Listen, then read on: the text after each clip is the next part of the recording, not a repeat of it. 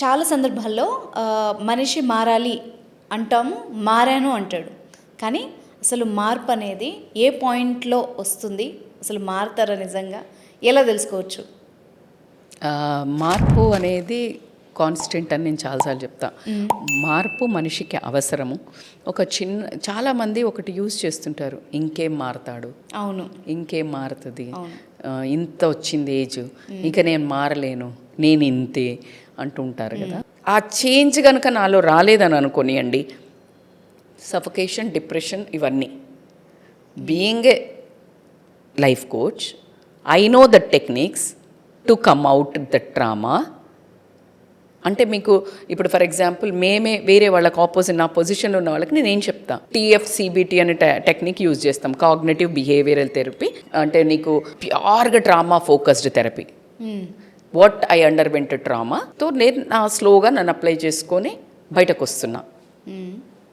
So అలాగే change అనేది మనిషిని పరిపరి విధాలుగా మారుస్తుంది. మీరు అడిగే చేంజ్లో చాలామంది దెబ్బగొట్టి మోసం చేశారనుకో, అతను ఒక క్రూయల్గా మారే అవకాశం ఉంది.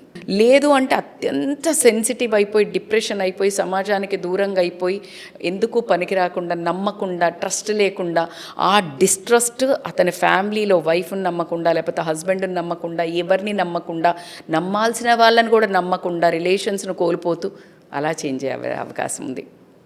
అదే లేదు, ఒక చిన్న సంఘటనతో, అంటే ఒక మనిషి ఏదో ర్యాండమ్గా వెళ్తున్నాడు ఎక్కడో, ఒక మనిషిని సడన్గా ఒక హెల్ప్ చేశాడు, ఒక పిచ్చి ఇంప్రెషన్ ఉండింది అతను, మనుషులు వేస్ట్, అసలు బంధాలు వేస్ట్, ఇదన్నీ అని.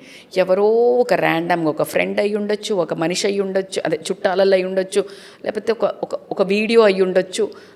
అరే ఇది చూసి మారిపోయి మనుషుల మీద ఒక మంచి అభిప్రాయం రావచ్చు. సో నీ లైఫ్లో ఒక అత్యంతమైన పవర్ఫుల్ సంఘటన కానీ, అత్యంత భయంకరమైన బాధాకరమైన సంఘటన కానీ జరిగినప్పుడు మనిషిలో మార్పు దానంతట అది తన్నుకుంటూ వస్తుంది.